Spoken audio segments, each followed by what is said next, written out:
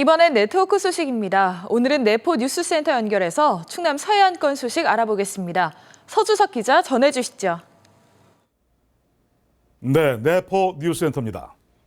최근 광주에서 환자를 이송 중이던 민간 구급차에서 화재가 발생했는데요. 119 구급차와 달리 민간이 운영하는 구급차는 제도적으로 차량 교체 연한을 규제하지 않아 사고 우려를 낳고 있습니다. 지난 5일 광주에서 환자를 이송 중이던 민간 구급차에서 불이 났습니다. 2008년식인 이 차량의 엔진룸에서 불이 시작됐는데 주행 거리가 50만 킬로미터나 돼 차량 노후가 원인으로 지목되고 있습니다.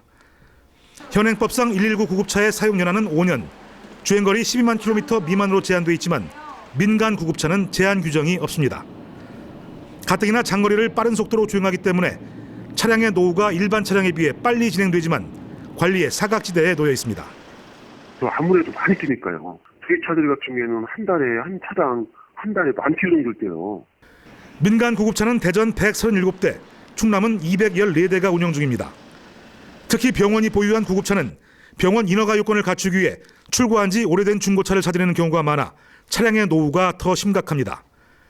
보건복지부가 출고된 지 9년이 지난 민간 구급차는 운행을 금지하는 법령 개정안을 추진했으나 규제개혁위원회 심의에서 무산됐습니다. 아직은 규정이 만들어져 있지는 않고요. 저희가 이제 연 1회씩 시설 기준이라든지 출동했을 경우 처치 기록사항 등을 안전이 우선인 응급 환자를 이송하는 만큼 민간 구급차의 사용 연한 제한과 관리 강화 등 제도 보완이 시급합니다. 보령 무창포 해수욕장의 올해 첫 바닷길이 절기상 대안인 오는 20일부터 25일까지 6일 동안 열립니다. 특히 이번에 열리는 바닷길은 22일과 23일 이틀 동안은 수위가 1년 중 두 번째로 낮아 바닷길 규모도 1년 중 두 번째로 크게 열릴 것으로 보입니다.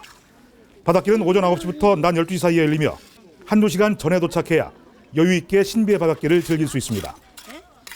서천군은 주위에 도움이 필요하면서도 복지 혜택을 받지 못하고 있는 주민들을 찾아 지원하기 위해 복지 사각지대 특별조사에 나섭니다.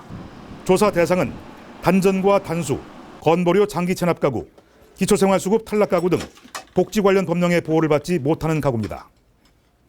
지금까지 내포 뉴스센터에서 전해드렸습니다.